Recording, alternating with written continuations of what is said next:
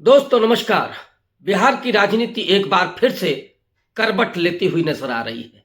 नीतीश कुमार के India alliance छोड़ने के बाद तो ऐसा लग रहा था कि जैसे बिहार में अब भारतीय जनता पार्टी और एनडीए को लंबी सफलता मिलने से कोई रोक नहीं सकता।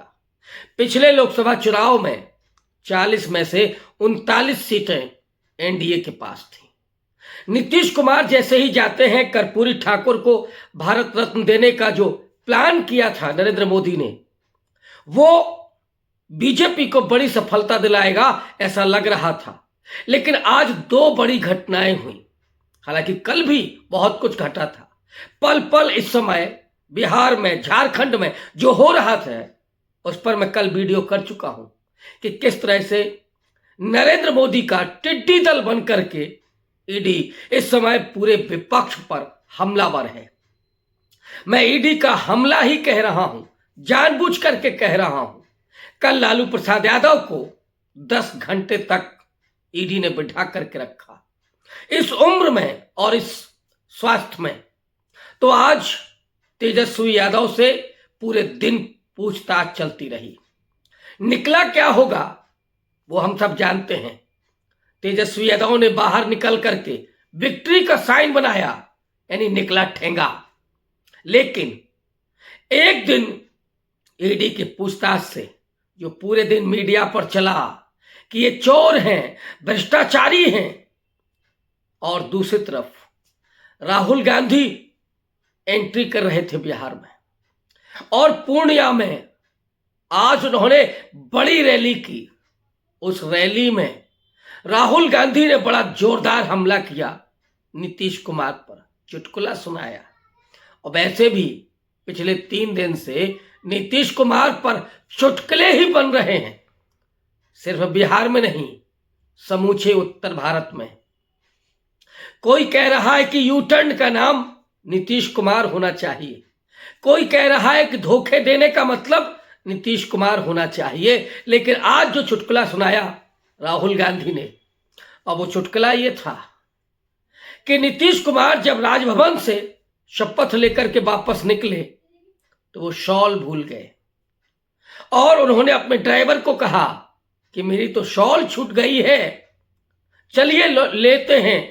और जैसे ही वो गवर्नर हाउस पहुंचते हैं, एंट्री करते हैं और गवर्नर को सामने देखते हैं, गवर्नर भौचक्के रह गए और पूछते हैं कि इतने जल्दी वापस।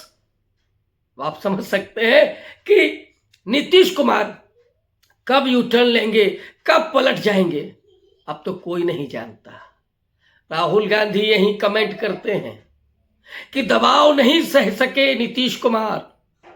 ये जो हवा का दबाव है, ईडी का दबाव है, इसको नहीं सहन कर सके और इसलिए मुंह मोड़ लिया, एनडीए में शामिल हो गए।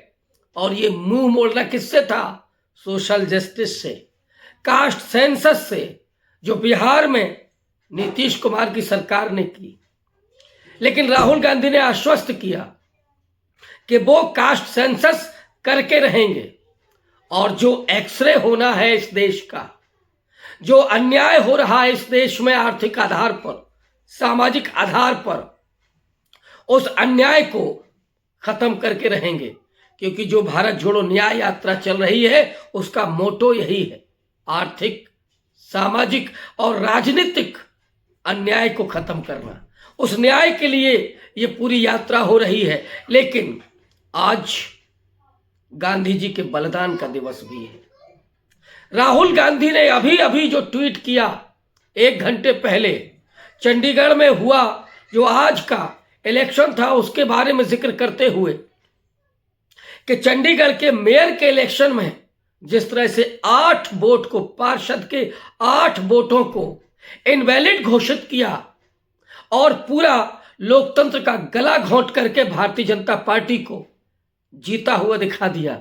राहुल गांधी ट्वीट करते हैं कि जब एक मेयर के चुनाव में इन्होंने लोकतंत्र की इस तरह से हत्या की, भाजपा को जिता दिया, तो ये पार्लियामेंट के इलेक्शन में क्या करेंगे, दिल्ली पहुंचने के लिए क्या करेंगे, ये समझा जा सकता है। ये और इसको लेकर के सवाल चुनाव आयोग पर भी है और सुप्रीम कोर्ट की खामोशी पर भी। क्या इस देश के लोकतंत्र का गला घोंट दिया जाएगा? कल जो मल्लिकार्जुन खड़गे ने चिंता व्यक्त की, और मल्लिकार्जुन खड़गे कोई साधारण नेता नहीं है। 50 साल का लंबा राजनीतिक करियर, और वो मल्लिकार्जुन खड़गे हैं जो विश्वास और ईमानदारी का उनका अपना जीवन रहा है।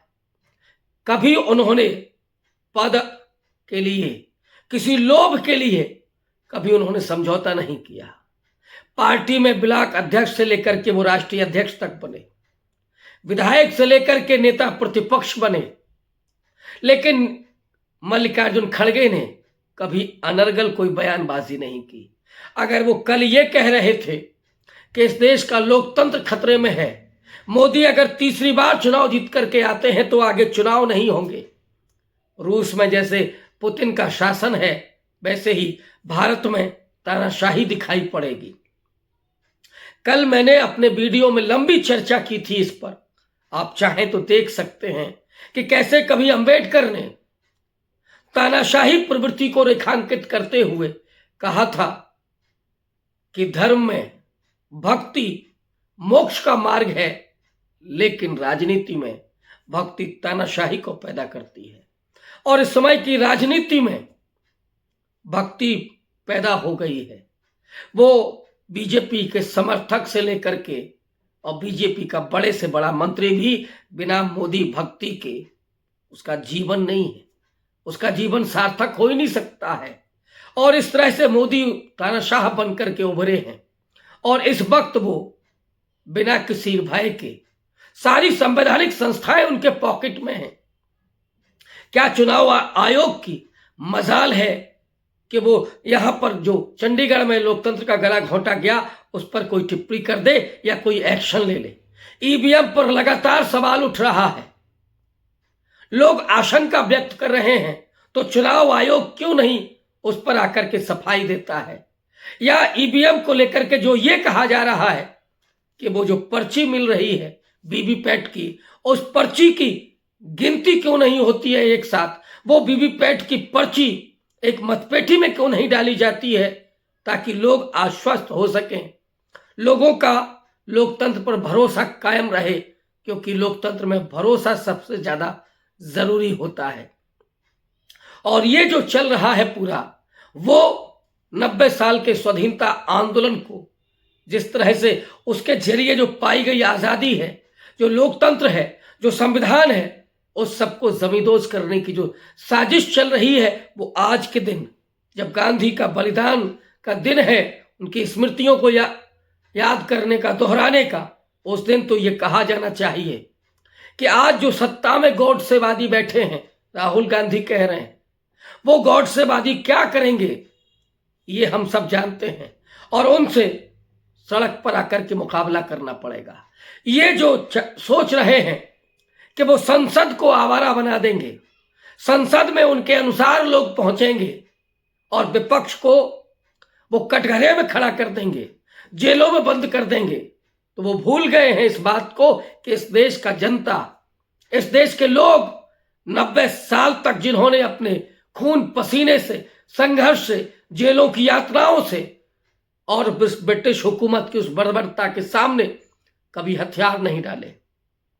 90 साल की लड़ाई के बाद वो आजादी प्राप्त हुई, और जो लोग उस समय अंग्रेजों की दलाली कर रहे थे, जो अंग्रेजों के मुखबिर बने हुए थे, जब आजाद हिंद फौज सुभाष चंद्र बोस की लड़ रही थी अंग्रेजों से, उस वक्त सावरकर जो हिंदू महासभा के अध्यक्ष रहे थे, जो आजकल इन गॉडसेवादियों के खुदा बने हुए हैं, वो सावरकर सुभाष चंद्र बोस के आजाद हिंद फौज के खिलाफ ब्रिटिश सेना में भर्तियां करवा रहे थे। और सुभाष चंद्र बोस ने इसीलिए सावरकर के लिए जिन शब्दों का इस्तेमाल किया था वो मैं बोल भी नहीं सकता, नहीं बोलना चाहता। लेकिन अगर ये अपनी दलाली और मक्कारी को अपनी सत्ता पर पकड़ बनाए रखने के लिए लोकतंत्र का गला घोंटना चाहते हैं, तो इस देश की आवाम उसी तरह से खड़ी होगी। और इसलिए खड़ी होगी क्योंकि इस देश का अधिकांश तबका ऐसा है जिसे वो 90 साल की गुलामी नहीं, या अंग्रेजों की 150 साल की गुलामी नहीं, बल्कि सदियों की गुलामी, चाहे वो दलित हो, शूद्र माने पिछड़ा हो, या महिलाएं हो, हजारों हजारों साल की सामाजिक गुलामी से मुक्ति उन्हें उस संविधान के जरिए मिलती है।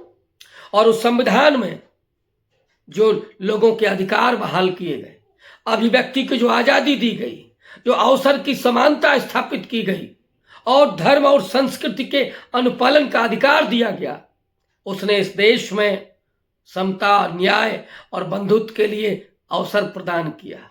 लेकिन ये लोग जो आजादी के आंदोलन में मुखबरी कर रहे थे और संविधान के खिलाफ खड़े हुए थे, तिरंगे को अशुभ मान रहे थे, जनगण मन को वो ब्रिटिश राजा की दलाली समझ रहे थे, जिन्होंने सारे राष्ट्रीय प्रतीकों के खिलाफ खड़े होकर के उनका हमेशा अवमानना की, अपमान किया, और आज तो सरेआम उन्होंने पूरे भगवा से इस देश को पाट दिया है। तिरंगे की इससे बड़ी अवमानना कोई नहीं हो सकती, गणतंत्र की इससे बड़ी अवमानना कोई नहीं हो सकती। और अगर वो ये सोचते हैं कि वे इस देश की आवाम को भुलावा दे करके, विपक्ष को जेलों में बंद करके, ईडी के जरिए प्रताड़ित करके अगर चुनाव जीत लेंगे, तो वो ये मुगालते में है कि आने वाले वक्त में ये जनमानस सड़क पर भी खड़ा होगा, जैसे पूर्णिया में राहुल गांधी की रैली में वो खड़ा है। और वो पूर्णिया जगह है, बिहार की वो मिट्टी है जहां से गांधी ने अपने आंदोलन को जन आंदोलन में तब्दील किया था।